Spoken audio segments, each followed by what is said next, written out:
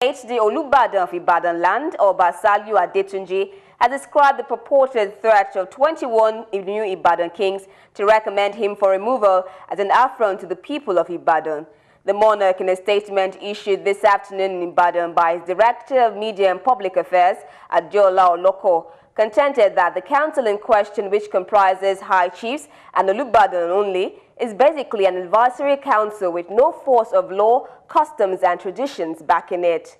According to him, by custom and tradition, no Olubadan has been recommended for removal from office by any high chief or group of high chiefs at any time, and his reign will not be an exception. He urged the high chiefs not to exercise fears yet, as their seats would not be declared vacant in the absence of court verdict. And away from that, the current petrol scarcity that has hit some major Nigerian state capitals and the attendant fuel queues is yet to finally ease out in Abuja. For the last 2 weeks, motorists in Nigeria's capital city have had to go through the harrowing experience of waiting for several hours to get the product to buy. Galaxy's Godfrey Shemego, who has been monitoring the situation, reports that the statement by Nigeria's Minister of State for Petroleum, Ibe Kachuku, to end the scarcity by last weekend has not been achieved, and the motorists are far from being pleased as a result of the hardship.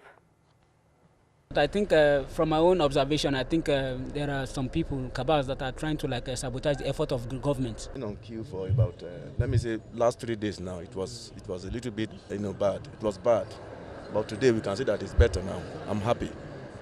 But as at last week, it was terrible. I couldn't get fuel. I slept in the fuel station. Meanwhile, as the problem of the petrol shortage persists, the Independent Petroleum Marketers Association of Nigeria, IPMAN, has dismissed the suggestion that independent marketers exploit the U-tide rush for excessive profiteering. Zama Mustafa is the National Secretary of IPMAN. Well, I tend to disagree with that perception, and I want to categorically state here that whenever you see a commodity becoming scarce, definitely you know that there is something wrong along the line of supply. And the fact of the matter is there are some breakups in the supply within the last 1 month, which is brought about by lack of the product at the collecting point where we used to go and pitch the product. He insists that the petrol crisis should end before the end of the week.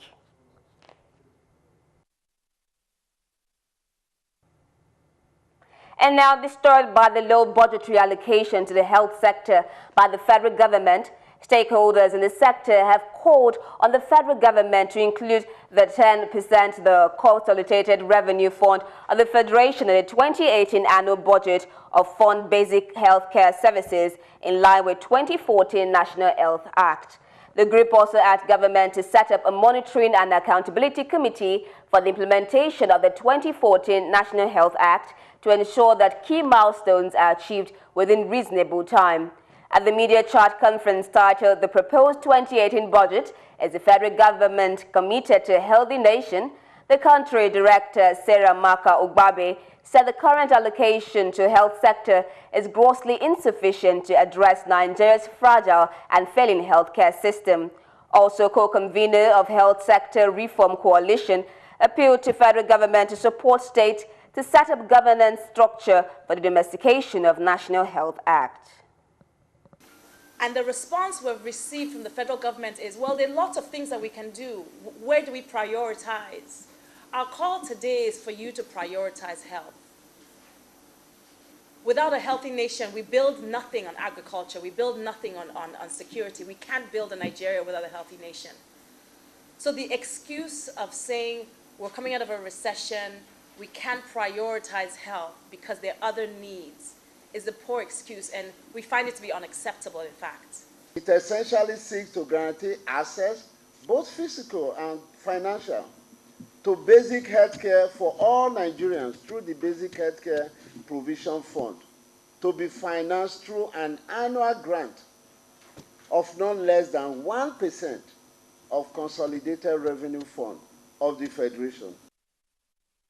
The group therefore appeals to the federal government to invest more in health while putting in place measures for transparent expenditure for the 2018 health budget. To call on Mr. President and the members of the National Assembly.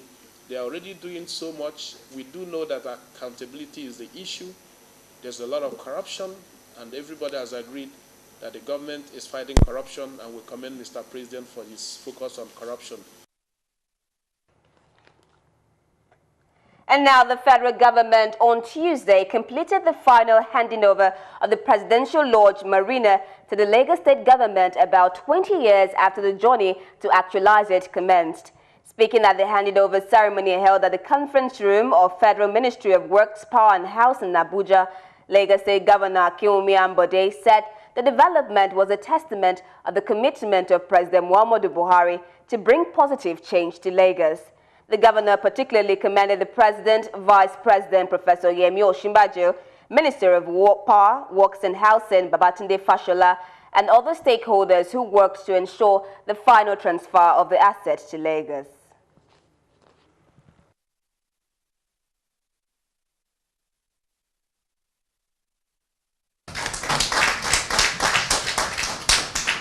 We want to sincerely appreciate also all the stakeholders that have actually contributed in no small way in making sure that this particular day is coming into being. We also thank the Vice President and also the Permanent Secretary of the Chief of Staff's office, the people in the Dodan Barracks, and also all the staff of the Federal Ministry of Works. We are very grateful.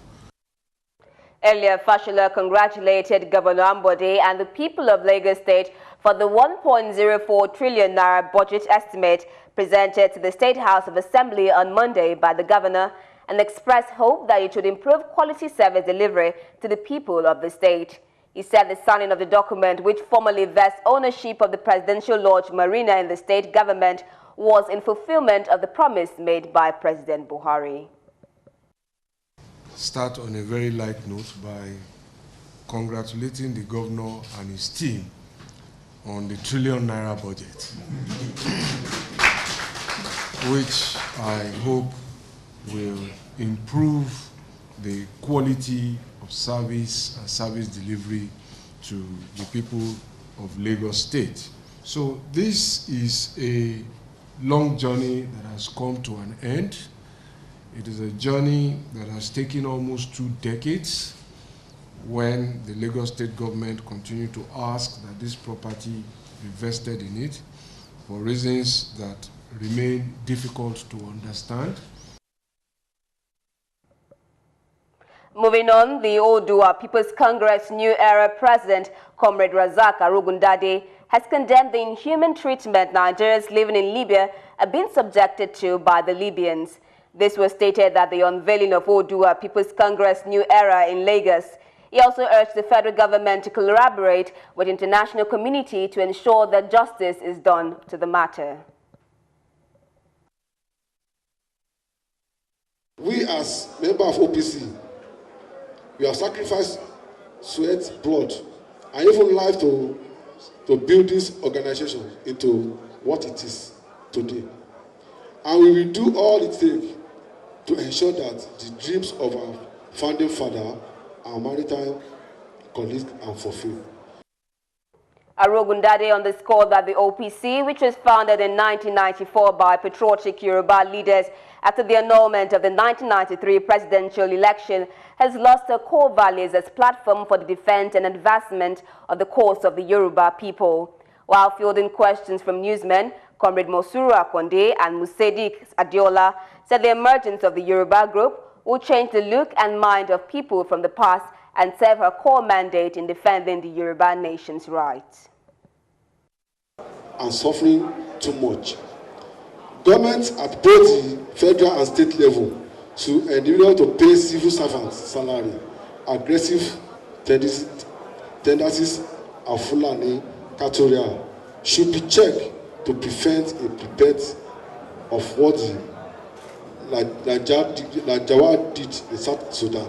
The government of Nigeria should do more in making Nigeria conducive for its citizens to stay, rather than seeking a reigner pastor in the failure country like Libya.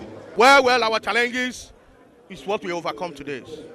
Is to harmonize our members together. Tell our members that what we are saying before is not what we are saying. Even though the first of our achievement is to harmonize our members with the top members who are reforms. They will soon be here now.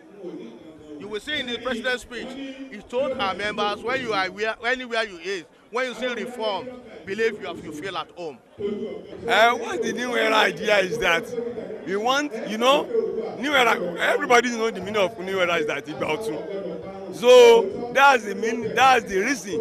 We want, OPC, people believe, if you are talking about the OPC, people believe it's a thuggery, hooligans, miscreants. But it's not like that. OPC, we are fighting for the cause of the Yoruba and defending Yoruba integrity and promoting the Yoruba culture. That's what the OPC is for.